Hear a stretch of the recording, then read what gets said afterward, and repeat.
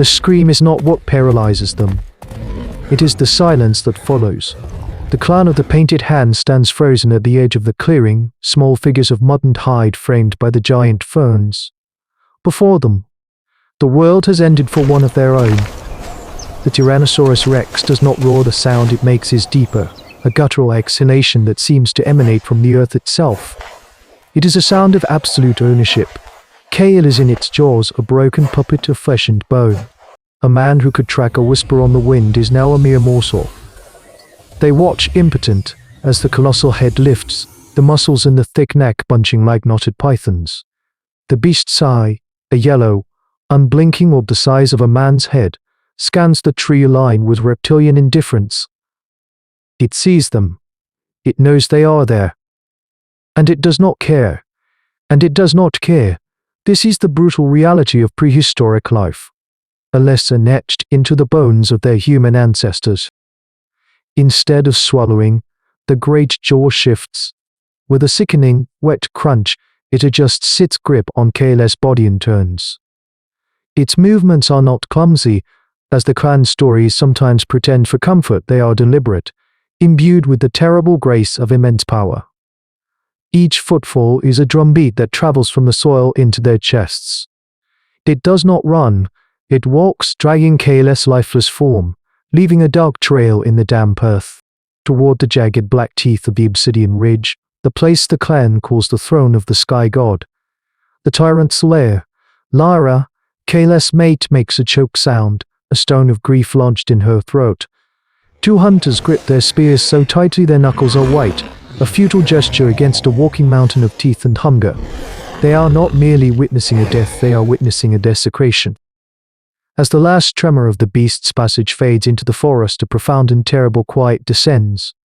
The sun filters through the canopy, illuminating the empty space where a man once stood.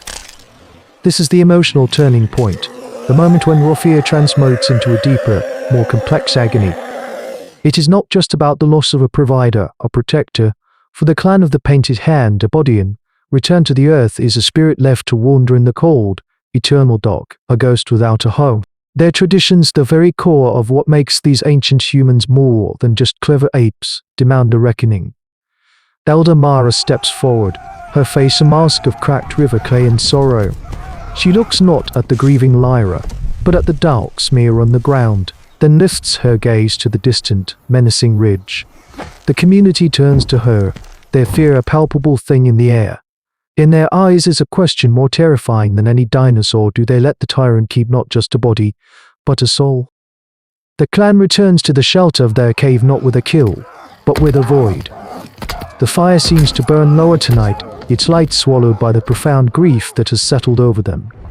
Lyra rocks silently, her face a stone mask, her knuckles white where she clutches a small, carved bird Kale had made for her. The younger hunters mutter into the shadows, their voices low and angry.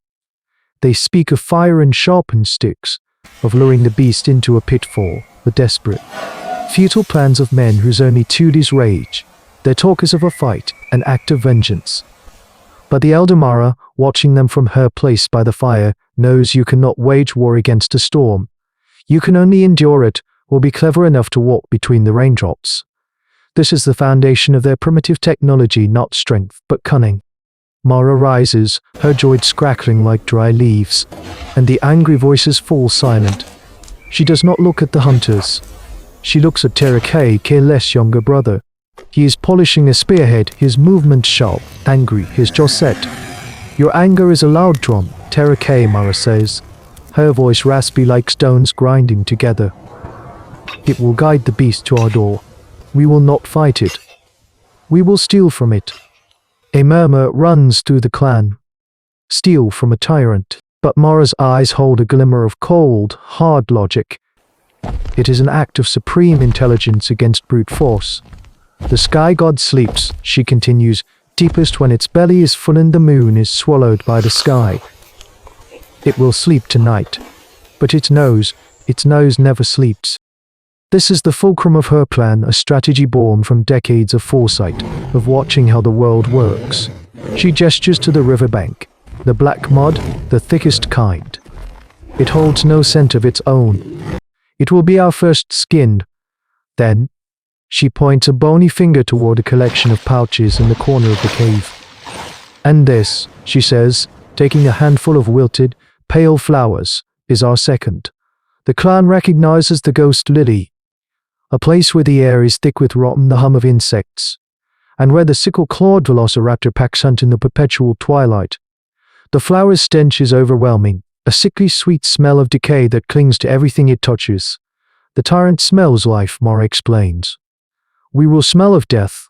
We will smell like something it has already killed and forgotten. It is a desperate, brilliant gamble.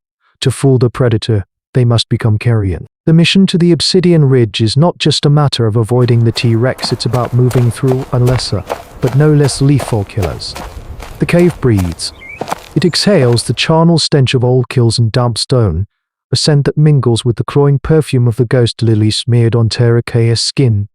He moves first, a shadow detaching from other shadows at the lair's entrance.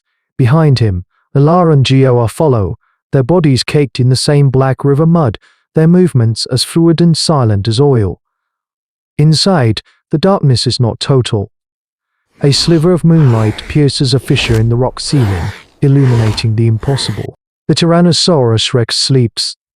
It is a mountain of slumbering lethality, its scarred flank rising and falling with a sound that is not a snore but a deep, tectonic rumble. Terrace can feel it in his bones, a vibration that travels up from the soles of his feet. This is the center of all fear, a place where the foundational principles of anthropology, of what it means to be human, are tested against the absolute power of prehistory. They crawl beneath the great barrel of its chest, the immense plates of its gastroly are shifting and groaning with each thunderous breath, threatening to crush them. The beast's head is tucked low, its iconic jaw slightly agape, revealing the tips of teeth like railroad spikes. Its massive eye is closed, the scaly lid a wrinkled shield, but its nostrils great caverns in the snout, flare and contract. Mara's plan is holding. Their scent camouflage, a shield of mud and decay, makes them ghosts in the monster's perception. Then they see him. Kayle's body lies near the cave wall, a discarded trophy. He is broken, but his breath catches in his throat, a sound he swallows before it can be born. This is the moment of altruism, the act that defines them. 3 living, risking everything for 1 dead. It is an act that makes no sense in the calculus of survival, yet it is the only act that matters. Terrace reaches his brother. Alara and Gioa move to his side, their hands finding purchase on the tessertide tunic. The lift is agonizingly slow, a coordinated effort born of silent communication and shared purpose. The weight of a soul is heavy. As they shift Kayle's body, Terracea's foot dislodges a small, loose stone. It skitters across the rock floor. A sound like a gunshot in the crushing silence. The rumbling breath of the tyrant hitches. The colossal eye flutters open, a slit of molten gold. For a heartbeat that lasts an eternity, the 3 hunters are statues carved from fear. The great head shifts, the sound of grinding bone echoing in the cave. But it does not rise. The sleep is too deep, the belly to fall. The eye closes again. The rumbling resumes.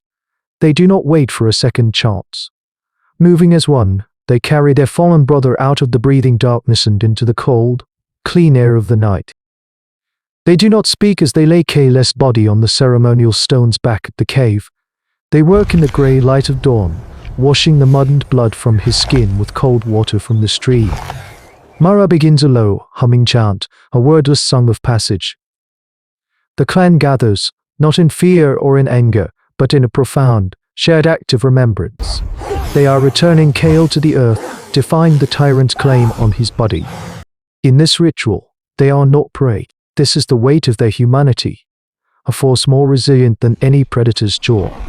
The act of retrieving one of their own from the very maw of death was not about reclaiming a body, but about defending an idea that a life is more than just meat, and that the bonds of a community are strong enough to stare into the eye of a god and not blink. This desperate, terrifying heist becomes the bedrock of their culture, a story that will be painted on cave walls and whispered around fires for generations, a testament to the moment their grief became more powerful than their fear. This refusal to be mere meat, to let their fallen be forgotten, was the first true spark of the fire they would one day command. Listen closely to the silence between the heartbeats of history. The chronicle continues. But deep in the southern jungles, a different kind of intelligence is stirring, one that hunts not with size, but with the terrifying logic of a pack.